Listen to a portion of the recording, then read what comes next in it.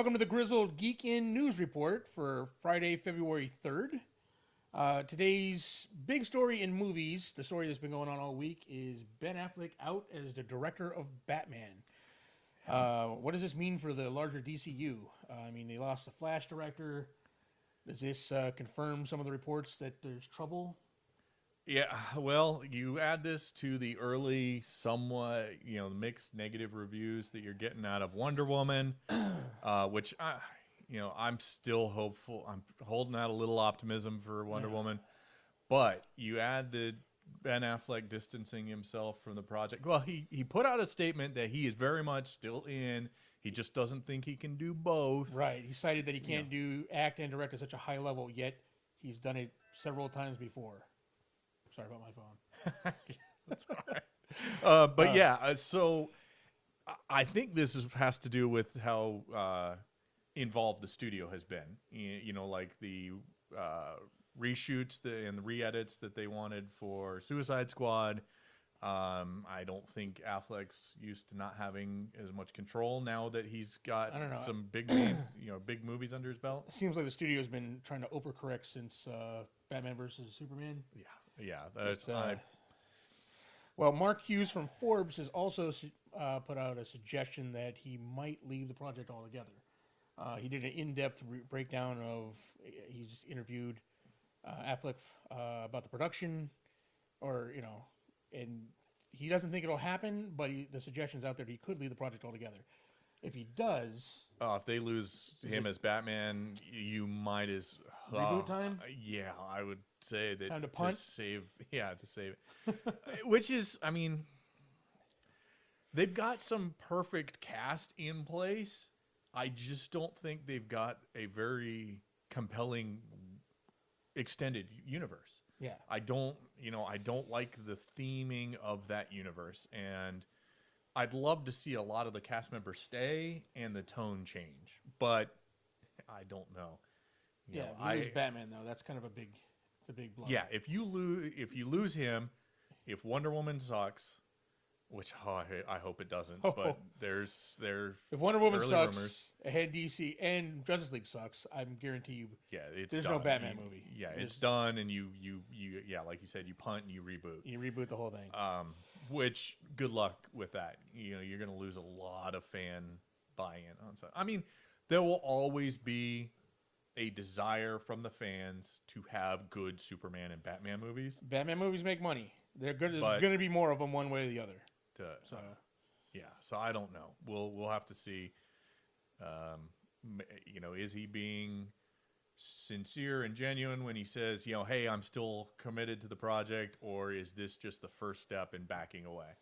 I don't know. It just makes all the other rumors, like you said, about Wonder Woman and Justice League kind of make me nervous. Yeah, definitely nervous about this. Well, in other movie news, Bleeding Cool is reporting that the Dune reboot has found its director. Denis Villeneuve, the director of Cicero and Sicario. Yeah. And Arrival. Arrival was a great movie. A great movie. So I'm a little bit excited about this. Is he also doing the Blade Runner? He's doing the Blade Runner 2049, I think it is. So I'm excited. He's got a lot on his plate then. Yeah. This would be cool. The news came from a tweet from Brian Herbert, son of the Dune author Frank Herbert. So they're excited. They're basically went on saying how they're trying to trim down a huge cast of characters, trying to get everything taken care of. It is, and you're a big Dune fan. So. I love Dune. I love the original Dune series, especially the first 3 books. Yeah. I really liked the 1984 movie. I liked the reboot series. The actual Dune movie was a little weak, but the Children of Dune was awesome. Children of Dune was good. I'll give you that. I still like Patrick Stewart as Gurney, though. Yeah. He's my favorite Gurney. He was definitely a good Gurney. So I'm still excited about this. Excuse me. And Brian Herbert has been very involved in Dune recently, writing up books that were based on his father's notes. So I trust him to do a good version of this, to shepherd a good version. I'm hoping he's a producer, an executive producer or something like this. Yeah. And that director is awesome. So I'm jazzed about this. This could be very cool. Much better news than the Batman news. Yes. Totally opposite, yeah. And to round out the movie news, we have some casting announcements. We'll see how this goes. See top story. Nicole Kidman is in talks to play Atlanta, Aquaman's mother. Yeah, I mean, that's interesting. I mean, we just got news last week that Yahya Abdul-Mateen is in talks to play Black Manta. He's in the Get Down Netflix series. Oh, okay. Which is really good. All right. It's a really good series. Black Manta, I was like, he's not the most exciting bad guy at all. But then again, Aquaman's not the most exciting superhero, and I'm excited to see it just because of his star. Yeah, I mean, and they've got a good history together. So I'm not like you. I'm not an Aquaman fan, but they at least like in the New 52. I think, it was the New 52. Yeah. The Throne of Atlantis storyline in JLA pitted. I believe it was Black Manta. I don't know. There's so many underwater bad guys who are basically the He's same the big bad helmet guy. I remember him from like the old they had a cool Justice League Friends or Justice or whatever, Justice League. Yeah, the Super Friends. Super Friends, that's what it was. I remember he's the big head guy. Yeah. Well, and here's the thing is playing Aquaman's mom is not going to be as big a deal as playing Wonder Woman's mom. No. She's not going to be in it much. Yeah, she won't. She'll be it'll be a really brief cameo. Right. So, hey, I mean, it's cool. Get a big star name.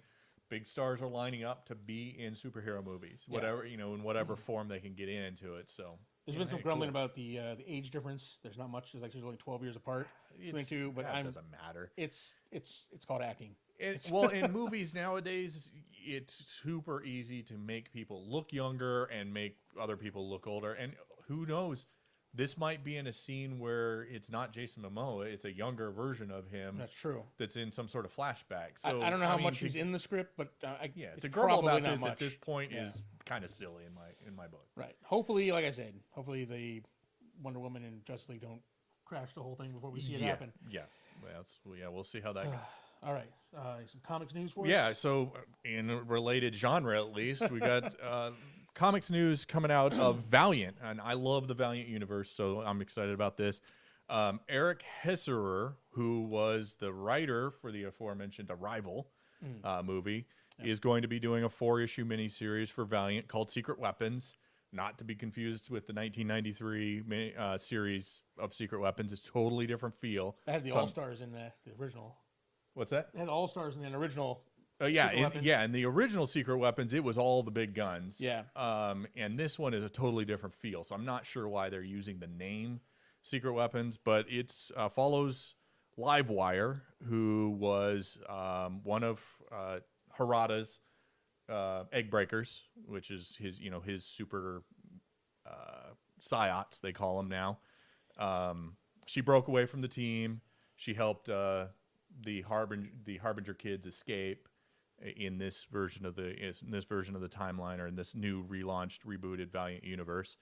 And then for a while, she was on the team with Exo, Ninjak, and the Eternal Warrior. So she's got a pedigree. She's got some cred. Yeah. So apparently now she's working with the government, and they send her to go search through some of Harada's old facilities, and she finds some throwaway psiots that have useless powers, or what Harada thought was useless powers, and she's going to put a team together for it. So we'll see how that goes. Okay. He did really well on Arrival. Some of his older movies, maybe not so much, but that could be the directors. You can't blame that on the writer necessarily. Okay. All right, so we got some cool tabletop news for fans of the X-Wing game. There's a new wave of ships coming out for that, specifically ones from the movie Rogue One, the cartoon series Rebels, and then from the movie Episode 7, The Force Awakens. Ships and cards, so you get to play, or you get to have Kylo Ren. You can have like some of the Rebels characters. Yeah, captain your do ship. Cassian Andor from I think the U-wing part of this set was out before. They wanted it out for Rogue One. Okay. And then the rest of the set's coming out, I guess, now. All right, cool. Yeah, and then you'll be able to field these characters as pilots for your ships and whatnot. So that's a great game. So yeah, it's a good system. It works best at the X-Wing level, but it's still fun.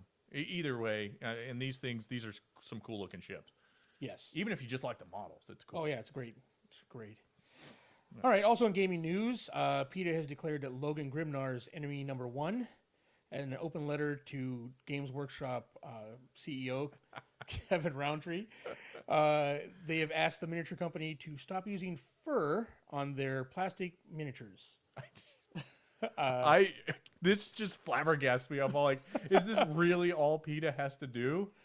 Yeah, I mean, Is there no other fur related things that you need to work on that you maybe concentrate on actual fur and not like plastic fur? I mean, well, and these guys are not your target audience. The guys who play Games Workshop games, for the most part, were some examples. Yeah. You banning fur is not going to change our opinion on fur or on meat or no. So I mean, pick your fights, PETA. This was not the best.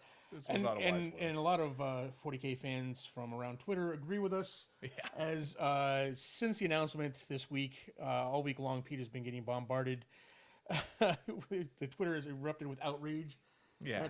As well, I mean, 40K players aren't the most understanding people in the world as it is. So you can imagine a bunch of angry nerds calling down PETA.